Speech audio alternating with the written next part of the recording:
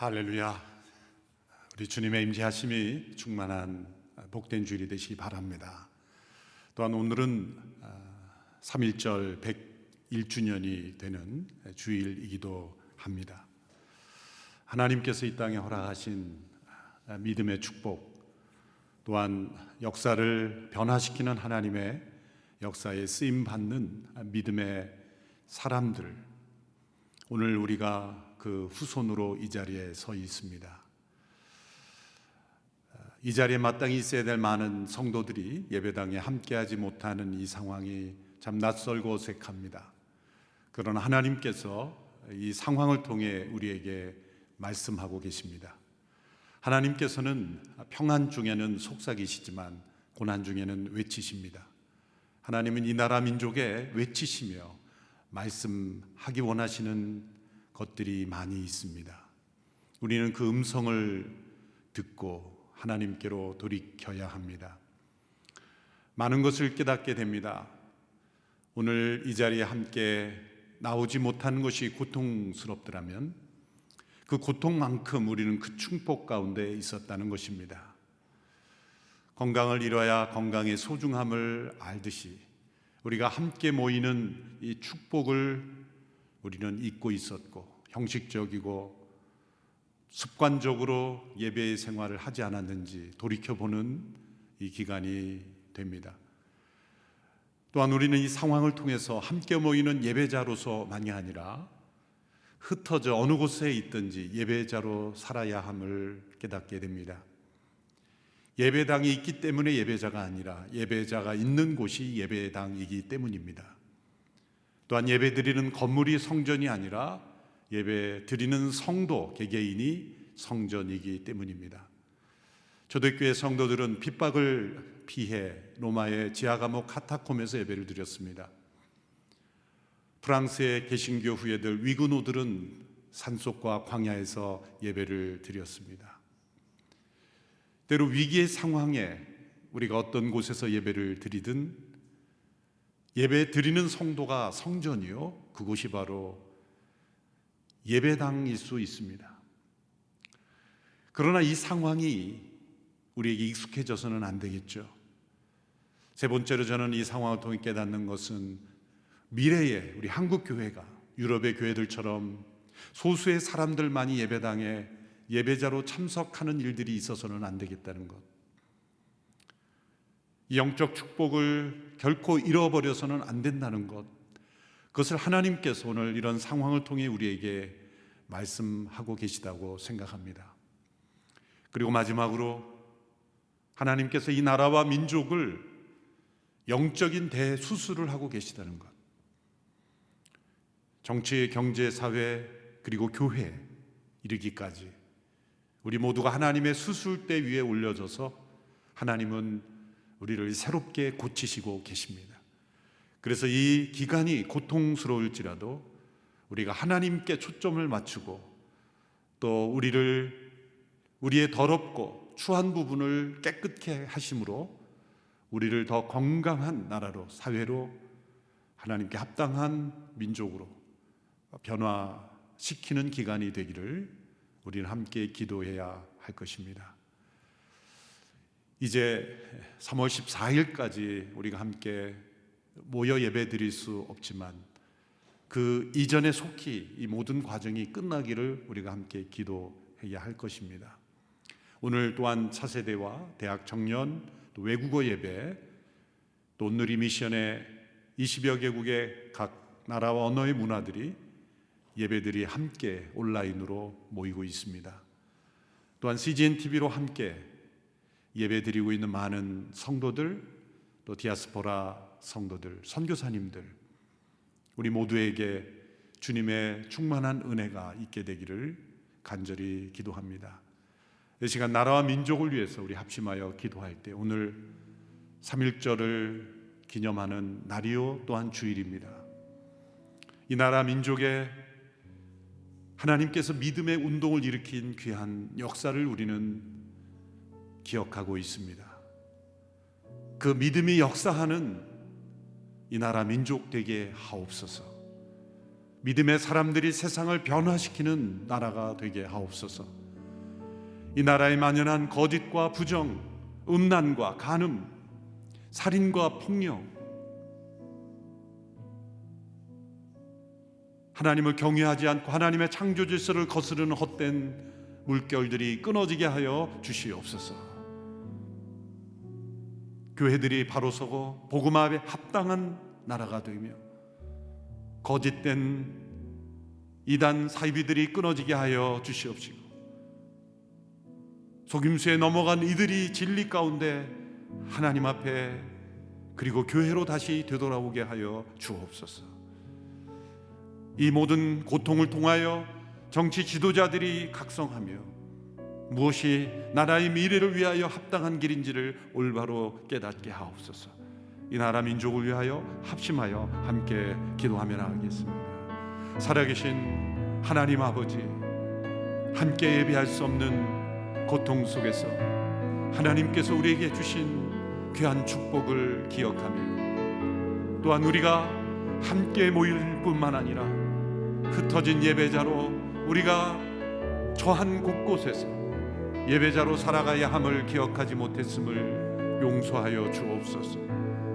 하나님의 성전인 우리 개개인이 성도가 세상 속에 참된 믿음의 삶을 살지 못함으로 이 땅의 거짓과 부정과 음란과 간음과 살인과 폭력이, 온갖 악독이, 하나님을 대적하는 헛된 흐름과 우상들이 이 땅을 뒤덮고 이단과 사이비들이 이 땅을 뒤덮을 때까지 무기력하게 하나님 앞에 합당하지 못하게 서 있던 저희들을 용서하여 주시옵소서. 3.1 운동 100일 주년을 맞이하는 이날, 믿음의 선배들이 이 땅을 새롭게 하며 자유를 외치며 신앙으로 생명을 내걸고 역사의 책임을 쥐었던 그 믿음의 용기와 헌신을 본받게 하시며 한국교회가 새로워지는 계기가 되게 하시고 이단 사이비의 위험이 이 나라 민족에 알려지는 이 기간이 되어서 올바른 믿음 위에 굳게 서는 나라가 되게 하옵소서. 정치가 변하게 하여 주시고 사회 질서가 변화되게 하여 주시고 우리 모두가 안일했던 우리의 삶을 되돌아보며 다시 한번 하나님 앞에 바로 서는 이 기간이 되도록 역사하여 주시기를 간절히 원합니다. 역사의 주인이신 하나님 아버지, 101년 전 이 땅에 울려 퍼졌던 자유를 향한 기도와 외침을 들어주시고 이토록 자랑스러운 자유 대한민국으로 세워주신 하나님께 감사와 찬양을 올려드립니다. 이 나라 백성들의 죄악으로 비롯된 역사의 위기마다 앞장서 회개하였던 믿음의 선조들을 통하여 하나님의 긍휼과 자비를 베풀어 주셨음을 감사드립니다.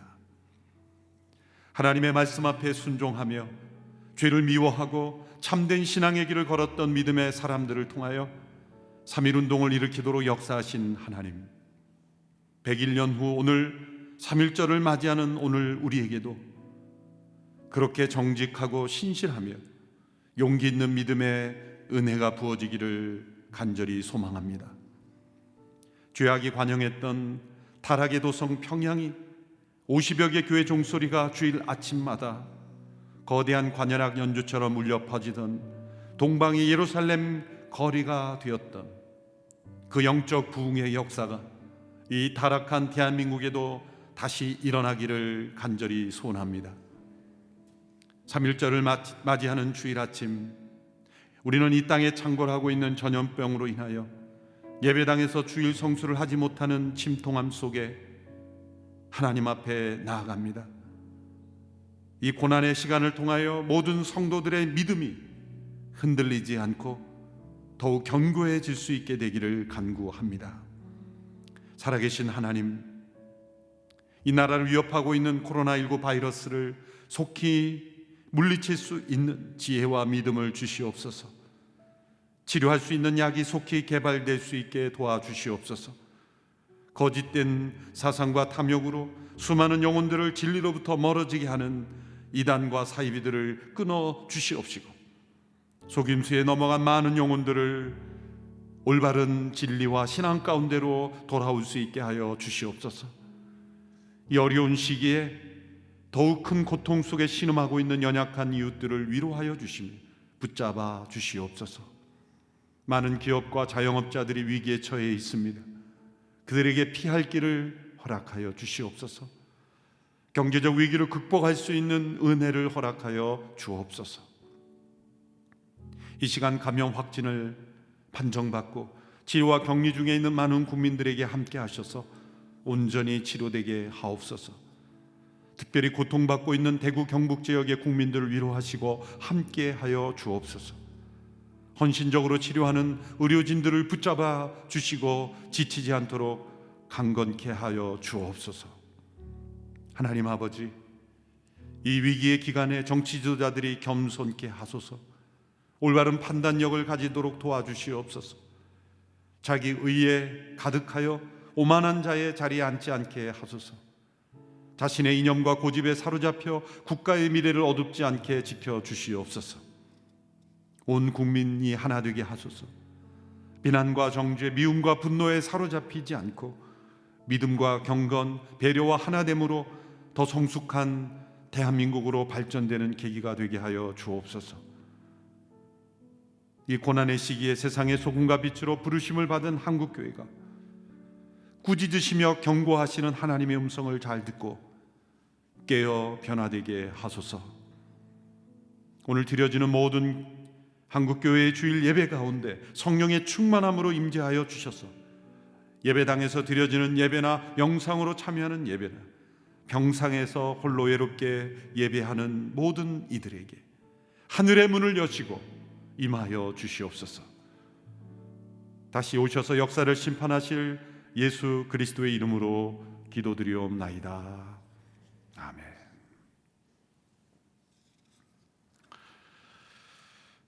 지금 우리나라에서 일어나고 있는 일들은 결코 우연이 아닙니다. 이런 상황을 통해 하나님은 우리에게 말씀하시고 경고하십니다. 특별히 이 시대의 교회가 수치 가운데 있음을 경고하시고 또 회개하기를 원하십니다.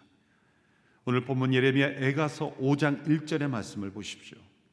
여호와여 우리에게 일어난 일을 기억하소서. 보소서 우리의 수치를 보소서. 수치 가운데 있는 하나님의 백성, 그것은 세상이 하나님을 모르기 때문에 생긴 무지와 오해만은 아닙니다. 예수님께서 소금의 맛을 잃으면 땅에 버려져 밟힐 수 있다고 말씀하셨기 때문입니다. 분명 우리에게 있는 이 수치의 원인을 찾아 해결해야 합니다. 그 수치의 원인은 바로 우리의 죄입니다.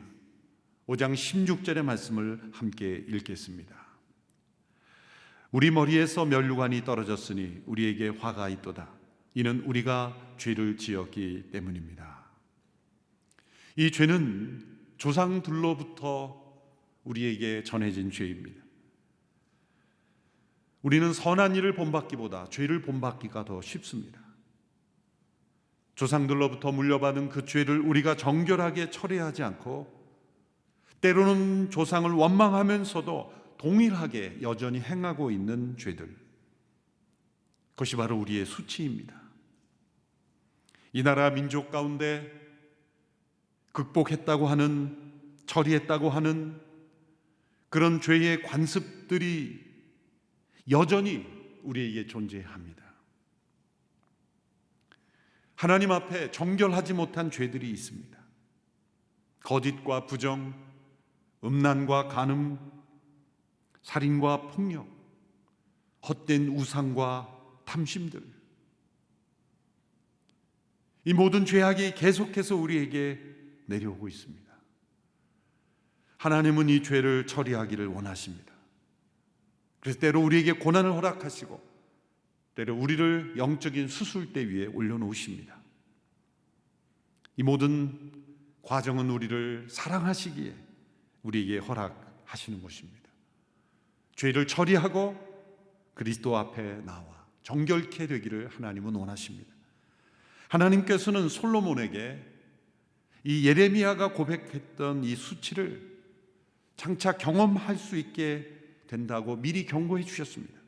그리고 만일 그렇게 될 경우에 어떻게 그 수치를 벗을 수 있는지도 미리 알려주셨습니다. 솔로몬이 성전을 봉헌하고 기도할 때 하나님께서 이미 솔로몬에게 말씀해 주셨습니다. 역대하 7장 12절로 14절의 말씀입니다. 자막을 통해 한 목소리로 함께 읽겠습니다. 시작. 여호와께서 밤에 솔로몬에게 나타나 말씀하셨습니다. 내가 내 기도를 들었고 이곳을 제사받기 위한 성전으로 삼았다. 내가 하늘을 닫아 비가 오지 않거나 메뚜기 떼에 명령해 이 땅의 생산물을 갉아먹게 하거나 내 백성들 가운데 전염병을 보낼 때 내 이름으로 불리는 내 백성들이 악한 길에서 돌이켜 스스로 낮아져 기도하고 내 얼굴을 구하면 내가 하늘에서 듣고 그들의 죄를 용서하며 그 땅을 고칠 것이다. 전염병이 이 땅에 일어날 때 내 이름으로 일컫는 내 백성이 악한 길에서 돌이켜 겸비하여 기도하기를 하나님은 기다리신다는 겁니다. 하나님은 이러한 나라의 위기 때에 내 이름으로 일컫는 백성들에게 주목하십니다. 사회는 교회가 안전을 위해 주일 예배를 모이느냐 모이지 않느냐의 문제로밖에 볼 수 없습니다. 그러나 우리는 그보다 더 중요한 문제가 있습니다. 그것은 내 이름으로 일컫는 내 백성이 악한 길에서 돌이켜 겸손히 하나님께 기도하느냐의 문제입니다. 하나님은 이 땅의 회복의 책임을 내 이름으로 일컫는 백성들에게 물으십니다. 예레미야 5장에서는 이 수치에 처해 있는 예루살렘의 비참함을 하나님 앞에 고통스럽게 아뢰고 있습니다. 예레미야 애가의 히브리 성경의 이름은 첫 단어를 따서 어찌하여라는 단어입니다. 히브리어로 에카라는 단어죠. 어찌하여 이런 고통 속에 처해 있는가? 그것을 애통하며 고백하고 있습니다. 이방인들이 그들의 땅을 점령하였고 그 백성을 고아와 과부로 만들어버렸습니다. 가장 기본적인 생필품을 얻지 못하여 고통 속에 있습니다. 마음의 기쁨이 사라졌고 활기가 없고 눈이 희미해졌습니다. 한마디로 16절에 고백한 대로 머리에서 면류관이 떨어졌다라고 고백했습니다. 이때는 예루살렘이 멸망하고 나서 어느 정도 세월이 흘렀던 시기입니다. 아무런 회복의 조짐이 보이지 않았던 때입니다. 주전 539년 바벨론이 멸망하게 될 때까지 더 오랜 시간이 필요했습니다. 그 기간 동안 백성들에게 요구되는 것은 무엇입니까? 회개하며 애통하며 하나님의 회복을 기다리는 것입니다. 오늘 이 시대 대한민국에 사는 우리 그리스도인들에게 요구되는 것은 바로 이 예레미야의 애통하며 회개요 낮아지며 하나님 앞에 기도하는 것입니다. 나라의 처절한 모습을 보며 미움과 분노, 정죄와 판단보다 더 우리의 마음속에 앞서야 하는 것, 그것은 애통함에서 나오는 회개의 기도입니다. 왜냐하면 우리나라의 위기가 전염병만의 위기가 아니기 때문입니다. 우리나라의 저출산의 위기가 전염병만큼이나 매우 심각합니다. 얼마 전 발표된 저출산의 현주소는 매우 심각한 상태입니다. 2019년 합계 출산율이 0.9이라는 발표입니다. 이는 여성 한 분이 평생 0.92명의 자녀를 가질 것이라는 말로서 전 세계에서 가장 낮은 수치입니다. 한창 저출산이 심각하다고 할 때 그 수치가 1.0에서 1.2였다고 합니다. 그 수치는 OECD 국가들 가운데 가장 낮은 나라였습니다. 그러나 이제는 명백히 세계 최저의 수치입니다. 지난 15년간 거의 200조에 가까운 정부의 예산이 투입됐지만 효과는 없었습니다. 지난 2월 27일자 중앙일보 칼럼에 서울대 인구학을 연구하는 조용태 교수님 한 분이 쓴 칼럼의 내용입니다. 내년부터 수의 상황이 호전될 가능성이 일부 있었다고 합니다. 출산율 자체는 낮았지만 여러 가지 통계로 볼 때 약 30여만 정도의 신생아가 태어날 가능성이 충분했다고 합니다. 그러나 안타깝게도 그 가능성의 문이 이번 코로나19 바이러스 사태로 인하여 닫히는 게 아닌가라는 염려라는 것이죠. 왜냐하면 이 인구 현상은 사회위기에 민감하게 반응하기 때문이라고 합니다. 일상을 위협하는 사회위기 속에서 가장 먼저 드러나는 현상은 이주이고, 또 이주가 여의치 않으면 출산을 포기한다는 것이죠. 14세기 흑사병이 유럽을 강타했을 때 사람들의 처음 반응은 이주지를 옮기는 것이었다고 합니다. 그런데 이주를 옮기는 것이 도리어 전염병을 확산시키자 사람들이 출산을 하지 않게 되었습니다. 그로 인하여 유럽의 인구가 3분의 1이 줄어들었다는 것이죠. 우리나라도 이런 위기 속에서 저출산의 위기가 더 심각해질 위험성 속에 있다는 것. 어떻게 이 위기를 극복할 수 있을까요? 정부의 정책으로 할 수 없습니다. 그것은 하나님의 창조 질서가 회복되는 것, 하나님께서 계획하신 가정의 원리가 회복되는 운동이 일어나는 것, 가정마다 회복이 일어나고 젊은이들이 가정의 중요성을 깨닫고, 그것은 교회가 가장 앞서서 해결해 나가야 할 시대적 과제인 것입니다. 저출산과 연결된 또 다른 위기는 이주민의 급증입니다. 현재 우리나라에 들어온 이주민들이 250만 명이 넘습니다. 앞으로도 계속 증가할 것입니다. 농어촌과 공장에서 일하는 대부분의 인력이 이주민 노동자들입니다. 저출산이 계속될수록 이주민은 증가할 수밖에 없습니다. 앞으로 이들을 우리가 어떻게 대하고 어떻게 변화시키는가에 따라서 대한민국의 미래가 결정될 것입니다. 우리가 그들을 변화시키지 않으면 그들이 우리를 변화시킬 겁니다. 복음의 능력으로 우리가 그들을 변화시키지 않으면 그들이 어려서 고향으로부터 익숙했던 우상과 문화로 이 나라 민족을 변화시킬 겁니다. 이런 미래에 다가오는 심각한 위기 속에 한국교회는 이 이주민 선교와 사역에 앞장서야 합니다. 정부가 할 수 없는 복음으로 그들의 삶을 변화시키는 일에 교회가 앞장서야 합니다. 이것이 이 시대의 또 다른 믿음의 운동이요, 이 저출산을 해결하는 일에 앞장서고 이주민들을 변화시키는 일에 앞장서는 것이 전염병의 위기로부터 넘어서서 해결되는 것이 아니라 계속 우리에게 다가오는 미래 위기를 우리가 넘어설 수 있는 일에 교회가 앞장서는 것이죠. 북한의 실상은 어떻습니까?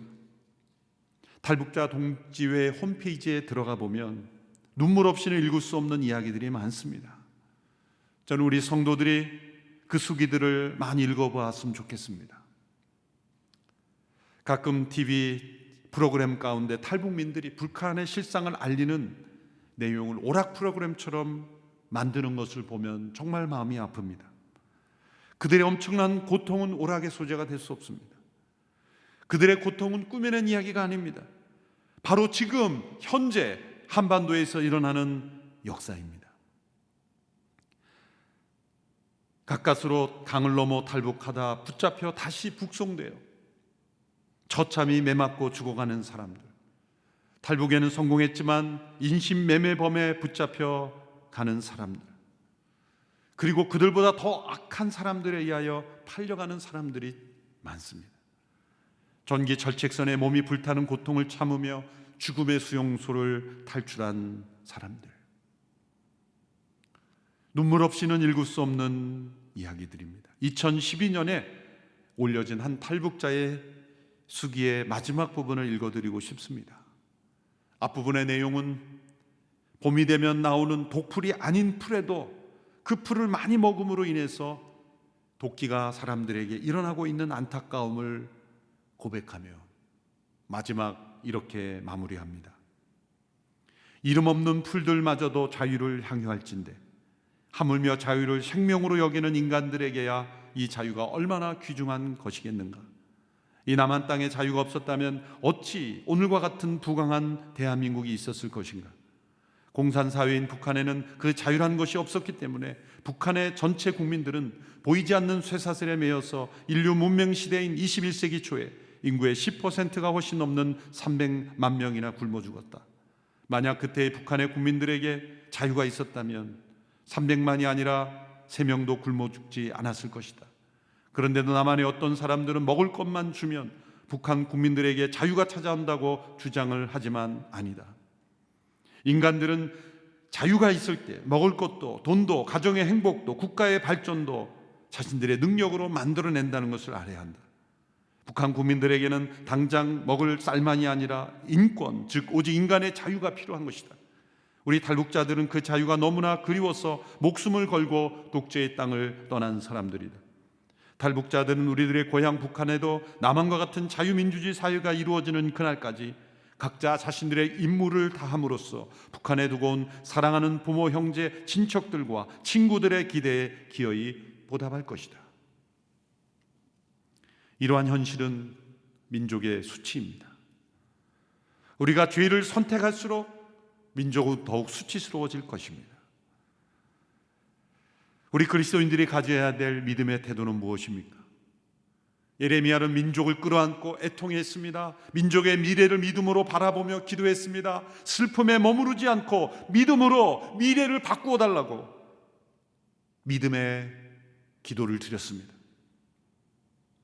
민족의 수치를 바라보며 정죄하고 비판하고 끝나는 것은 믿음의 사람들의 태도가 아닙니다.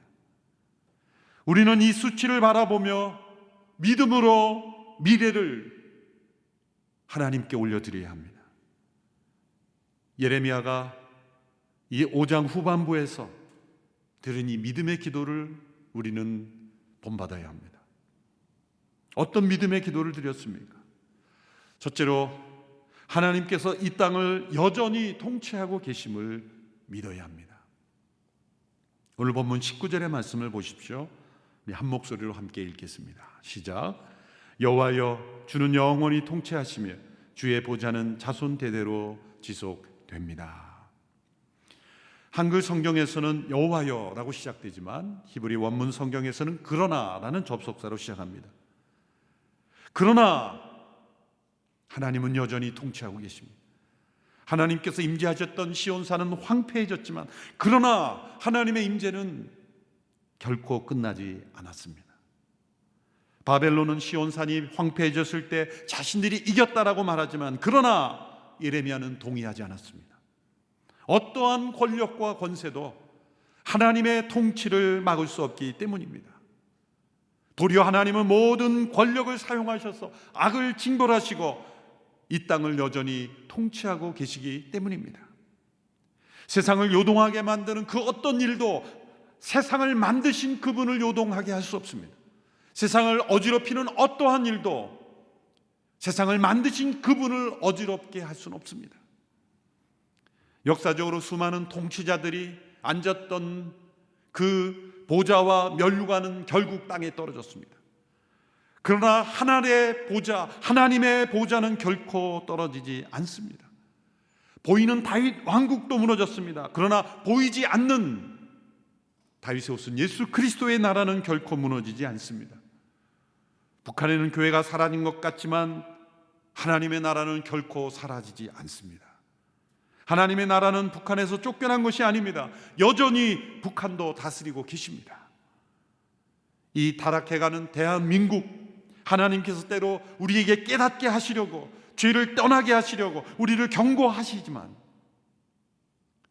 이 고난이 하나님이 우리를 버리셨다는 증거는 아닙니다. 하나님은 여전히 이 땅을 통치하고 계십니다. 둘째로 하나님은 이 땅을 더 오랫동안 버려두지 않으실 것을 믿어야 합니다. 20절의 말씀입니다. 왜 우리를 영원히 잊으시고 왜 우리를 이토록 오랫동안 버려두십니까? 이것은 부정적인 탄식이 아닙니다. 긍정적인 대답을 바라보는 믿음의 고백입니다. 이 고통의 때를 더 오랫동안 버려두지 않으실 것을 믿음으로 바라보는 질문입니다. 예레미야가 이 기도를 드린 무렵에 상황적으로는 아무 일도 일어나지 않았습니다. 회복의 조짐은 보이지 않았습니다. 그러나 하나님은 역사하고 계셨고 준비하고 계셨습니다. 회복의 역사는 이미 시작되고 있었습니다. 하나님은 바벨론 포로기가 70년이 넘지 않도록 하셨습니다. 예레미야 29장 10절의 말씀처럼 바벨론에서 70년이 차면 내가 너희를 돌아보아 너희를 이곳으로 돌아오게 하리라. 이 바벨론 포로의 회복 같은 일이 이 땅에 이루어지기를 우리는 믿음으로 기도해야 합니다. 그 백성이 바벨론에서 70년이 참으로 돌아오는 역사가 일어났다면 이 나라 민족 가운데 이 남북 분단의 현실이, 회복이 자유민주주의 체제로 복음 안에서 회복되는 역사가 일어나기를 믿음으로 우리는 바라보며 기도해야 합니다. 셋째로, 하나님께서 이 나라에 옛적에 있었던 참된 신앙을 회복시킬 줄 믿어야 합니다. 오늘 본문 21절, 22절을 자막을 통해 우리 함께 읽도록 하겠습니다. 시작.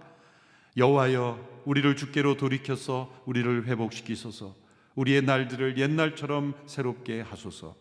주께서 우리를 완전히 버리시지 않았고 주의 진노가 아주 심하지 않다면 그렇게 하소서. 예레미야는 옛적 일을 생각했습니다.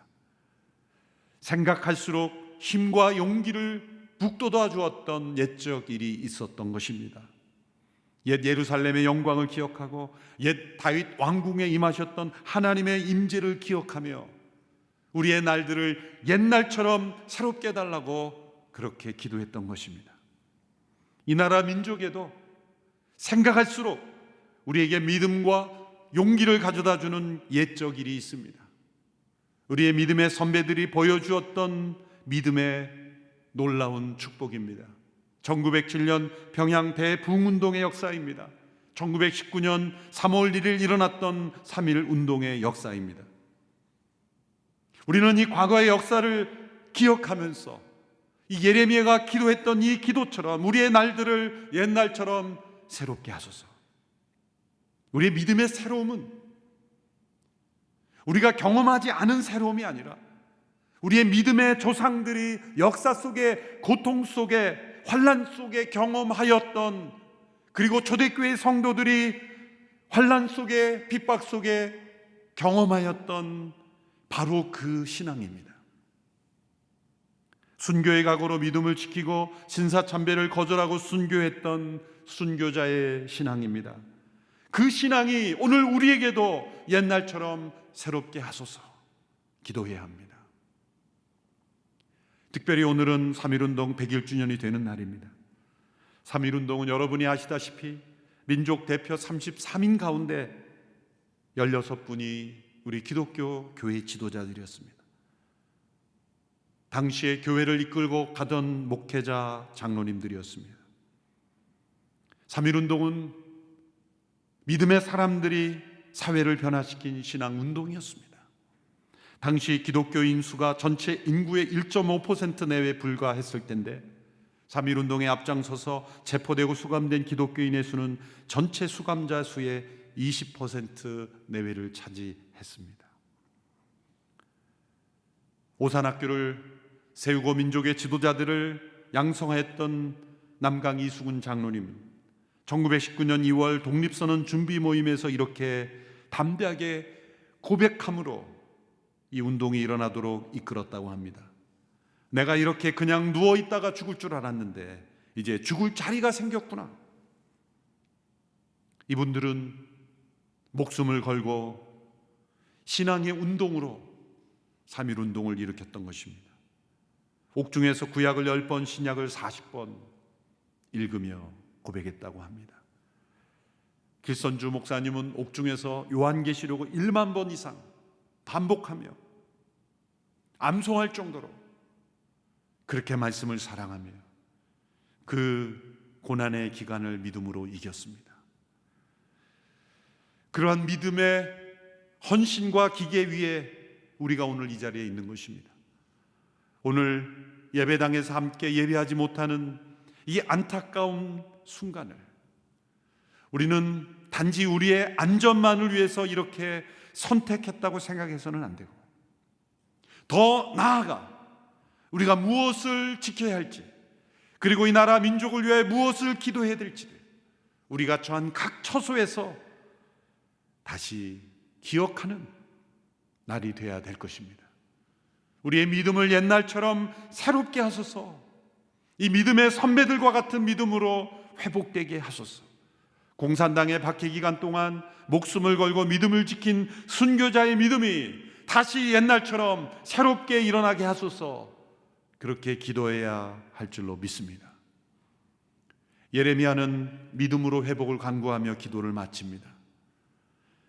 고통으로 기도를 시작했지만 희망의 믿음으로 마무리합니다. 22절을 다시 읽습니다. 주께서 우리를 완전히 버리지 않으셨고 주의 진노가 아주 심하지 않다면 그렇게 하소서. 하나님의 통치하심을 믿는 믿음은 반드시 고통의 환경 속에서도 희망을 가진 믿음으로 기도합니다.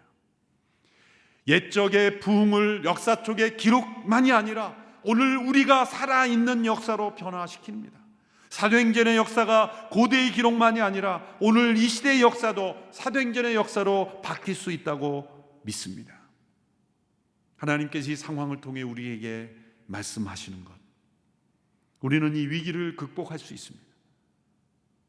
믿음의 사람들이 먼저 애통과 회개로 하나님의 긍휼을 구해야 합니다. 하나님의 자비와 긍휼의 샘은 마르지 않았습니다. 우리가 돌이키면 그 하나님의 긍휼의 샘은 다시 열릴 줄로 믿습니다. 위기 때문에 하나님의 임재가 떠난 것이 아니라 우리가 하나님의 임재를 떠났기에 위기가 온 것이기 때문입니다.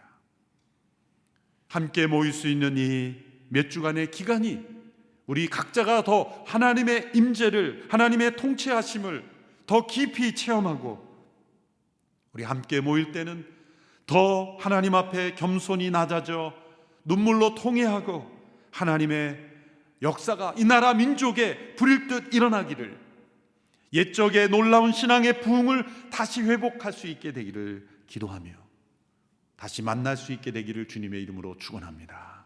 기도하겠습니다. 살아계신 하나님, 역사하시는 하나님, 이 나라 민족에 수많은 한국교회가 세워지기까지 생명을 걸고 헌신하였던 순교자의 믿음을 본받게 하여 주옵소서. 너나 할 것 없이 자신이 먼저 죄를 통회하고 회개하였던 믿음의 선배들의 그 신앙을 본받아 이 땅에 다시 한번 영적 대각성이 일어나며 회개의 물결이 일어나며 이 나라 민족이 나라와 민족을 품고 미래를 이끌어갈 수 있는 믿음의 성도들이 다 되게 하여 주시옵소서. 코로나19 바이러스가 속히 끊어질 뿐만 아니라 이 과정을 통하여 우리 모두가 영적 수술을 경험하고 더 건강한 하나님의 백성들이 되며 더 건강한 대한민국이 되게 하여 주옵소서. 예수님의 이름으로 기도하옵나이다. 아멘.